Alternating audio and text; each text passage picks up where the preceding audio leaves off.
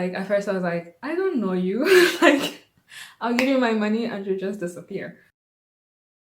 If you don't have a boat, how are you gonna cross?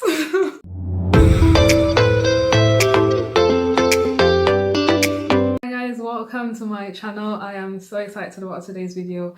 I can't believe it's December already. And the thing for me about December is that it's really the time when you're looking forward to Christmas. Of course, Christmas is the highlight. We're celebrating the birth of our Savior, Jesus Christ.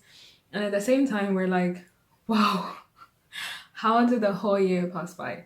And for me, the thing about like December is that I just feel like the time between Christmas and New Year's Eve, New Year is really short for me to reflect over the year, what's happened, what I'm grateful for, what I'm thankful for. So this time I decided, you know what, I'm going to do a series of looking forward to Christmas and also at the same time reflecting over the year. So this is the first video of the series and I hope you're going to stay tuned for the other videos as well. I have beautiful surprises, beautiful testimonies, and I'm sure they're going to be an encouragement for you too. So as you know from this video, the testimony is that God will make a way where there seems to be no way. And I have two testimonies. Two. I have two testimonies with this regard. There, of course, God has been making ways for me this year in big and small ways. But these are the ones when I really think about it where I'm like, wow, like God turned up in that situation. And if it had not turned up, like, yeah. What would have been, like, what would have happened, you know? So the very first testimony was when we went to Zambia. So we went to Zambia and we had such a great time. We enjoyed ourselves. But then the way back was not easy. So of course the whole trip was like not like traveling in COVID times is not easy. We had to do a lot of tests as usual. I have a video where I talked about all the tests that we had to do and everything like that. I'm gonna put a card. If you want to watch it, go ahead. So yes, so we needed to do a lot of tests in general and my husband, he went ahead, like he stayed in Zambia 2 weeks and he had to go back. Had to go back to Germany and I stayed for 3 weeks. So the thing is, on the way back, we definitely needed a PCR test and we needed an antigen test that was done 4 hours before departure from Kenya to the Netherlands. So from Nairobi to Amsterdam, we needed that test. So initially, when we looked on the KLM websites, they were just like, yeah, there's a test center at the airport where you can get this test done and it will be fine. So my husband went ahead of me. Like I said, he traveled 2 weeks earlier. So he went ahead and when he got to Kenya, he was shocked. So the website from KLM was like, yeah, the test center is here at the airport. But when you got there, they were like, no, you need a visa. And he was just like, what? So he WhatsApped me and he was like, yeah, I need a visa. I actually have to go outside of the airport to get this test. And the thing is, like, the visa process was just complicated. You could only do it online and you could only pay with credit cards. My husband and I don't have credit cards. I mean, we didn't have credit cards at that point. We just used our debit cards and that was just it. So he was like in a very sticky situation and he also didn't have enough cash on him. Like I actually asked for some cash before he left. I was like, can you give me what's left? So he literally was in a very, he was just in a situation where there was no way out. Like there was no way, he didn't have a credit card to pay for that visa to get that antigen test. And if he didn't get that antigen test, he would not fly. He would not arrive in Germany at all. He also didn't have cash. So it was just, it was just a dead end, honestly. And I remember I was freaking out. I was like, he tried all his cards, they were not being accepted. So eventually somebody said that, okay, what we can do is that, I think they said that, okay, they said that they would pay with their credit card and he would give them what cash he had left. So eventually the person at the airport paid for his visa and he gave them the little cash he had left. I think it was just enough as well, but that meant like he he couldn't eat, like the flight was at midnight and he arrived in Kenya around like 2 in the afternoon. So imagine the whole time you're just there. So, but at the end of the day, we thank God that somebody volunteered to pay for him and that he traveled over here arrived safely. And so me, after I heard what he had gone through, I was like, okay, so I just need to make sure I do this thing online. I pay with mom and dad's visa and I give them money from my debit card and I'll be fine. So then I started applying, like my time came to travel and I applied online and everything. And then the payments were just not being accepted. Like my parents' visa cards were not being accepted. And I was like, okay, let me just travel. We'll see what happens. So I got to Kenya and I arrived there. I was like, maybe somebody would be kind to me as well and they wouldn't mind. Like I had enough cash. So I made sure that I think the visa was like $20. So I made sure I had definitely some dollars and some euros with me, so I could pay for the visa. Like in case somebody wanted to pay with their visa card, then I could give them the cash. So it didn't work. Like it didn't work for me to pay before I arrived in Kenya. So I got to Kenya and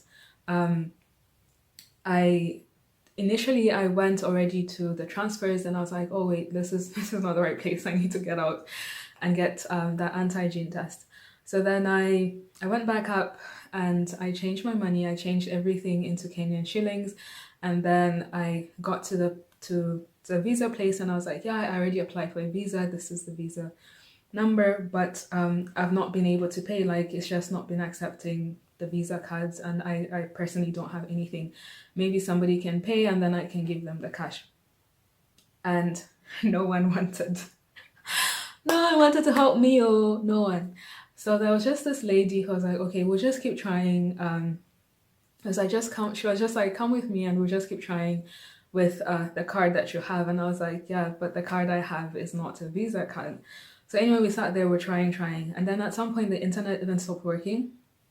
And after like, I don't know, about 20, 30 minutes, somebody came and they were like, maybe you can give this person the Kenyan shillings. And then, okay, so there was like, you could pay with the Visa card or you can make a bank transfer. I don't have a Kenyan bank account. So then eventually what happened was like, this person came and they're like, they could go outside for me, change it into dollars and then make the transfer with their bank account. So I was like, at first I was like, I don't know you. Like, I'll give you my money and you just disappear. Anyway, so I decided to give the person because I was like, okay, maybe that's just the way it will work out for me. So I gave the person the equivalent of $20 in Kenyan shillings and they went out. And unfortunately, when they came back, they were like, yeah, the bank was closed. And I was just like, I started crying. Guys, I started crying. I was just like, I'm going to be stuck in this country at this airport. Like, I'm laughing now, but at that time, you should have seen the tears I cried. And I cried. So I literally cried and they're like, maybe you should go to a KLM office since they work with Kenyan Airlines and they could help you out. So I started going to a Kenyan office and I was like, yeah, like I need to get this antigen test. What can I do? And they're like, yeah, we can't help you out. So the situation was just getting worse, like from bad to worse. So what I did was like, I had this thought that maybe I can ask this person where I had initially changed my Kenyan shillings into my dollars and euros into Kenyan shillings. I could ask them if they had a Visa card to pay for me and I would give them the equivalent. And guys, at the moment I had that thought, the person where I had changed came out. He was an Indian guy. He came out and I think he was closing his exchange bureau de change. And I approached him and I was like, I really need help. Like, if you can pay for me for this Visa card and I'll give you the money. At first he was a bit skeptical. And to be honest, like, why would you help somebody that you don't know, in a sense, at the airport? But he paid and I said, you just need to put in your details and when the visa is processed, I'll really give you the cash. I just need a card that can be processed for this. So I worked eventually and I got my visa. I got out of there, and I was just honestly amazed. And eventually I got into another problem where it was like, how am I going to get to this place where I need to get the antigen test, and how am I going to get back? But God came through as well. And guys, not the weird thing, but the amazing thing was that the same guy who helped me with my visa came out at the moment I needed somebody to drive me to this hotel so I could get this antigen test done. And I was just amazed. I was like the way God can use people, like the way he can use people to be gracious to you, to be favorable to you. He literally made a way where there seemed to be no way for us. And for me, every time I think about those two situations, what my husband went through and what I went through, I'm just like totally amazed by that. And then another one, because I said I had two. I'm sorry if this video is getting long, but it will bless you all. So the second testimony is that I was looking for a midwife in July, August, and I was also looking for a pre-birth course. I called the hospital here where we stay, and they were like, you're on the waiting list, you're number 2, but there's no guarantee that you'll actually be taken for the course. And the thing is, like, my due date is the 1st of February, and the next course was going to be past my due date, and they're like, yeah, maybe you should just call around and you might find somebody else who's willing to, who has space for you. So I had that issue that I couldn't get a pre-birth course, and then I had the issue that I couldn't find a midwife as well. I was calling everywhere and everyone's like, no, I'm booked. Like, when is your due date? Oh, nope, I'm booked. So at some point I was just like, what am I going to do? Like, honestly, I got tired of calling, of asking, and I think at the end of August, I received a letter in my mailbox from the one where I was on the waiting list, and I was accepted. That was such a weight off my shoulders, because I was just like, I couldn't find anything close by, and traveling when you're pregnant to other places is also not easy. And then in that same time frame, I also got a midwife. So I'm so grateful. And today, the 2nd of December, is my last session for this pre-birth course, and God just reminded me how he made a way for me as well. So yeah, like, we serve a God who makes ways where really there seems to be no way. And we see that in the Bible as well. We see it with Sarah. She was barren. She was like old. she was old and she could not have children. There was no way physically. But God said, you will have a child. And she had Isaac a year later, after he came to visit them. And then we also look at the story of the Israelites when they were freed from Egypt, when they went from Egypt in the Exodus. They faced the Red Sea, and if you don't have a boat, how are you going to cross? And in this case, God parted the Red Sea. And many other stories that we see in the Bible as well, where God is just turning up for his people, where he's making ways where we do not see any way out. And the best thing is that when we look at Christmas, we also see that God made a way by sending us his son. And Jesus is the way to the Father. So I just want you to remember this Christmas, I don't know what you're waiting on the Lord for in this earthly life, but he will make a way for you. And I also want you to understand that he has made a way for us to be reconciled to him through Jesus Christ. And that's what we celebrate as Christmas, that God sent us a babe in a manger who would eventually die for us so that we would have a way back to the Father and relationship with him. So, beloved, I just wanted to remind you of that. And if you're not a Christian yet, I pray that you take time to think about that, because it's the best gift. It's the best way that God has ever given us.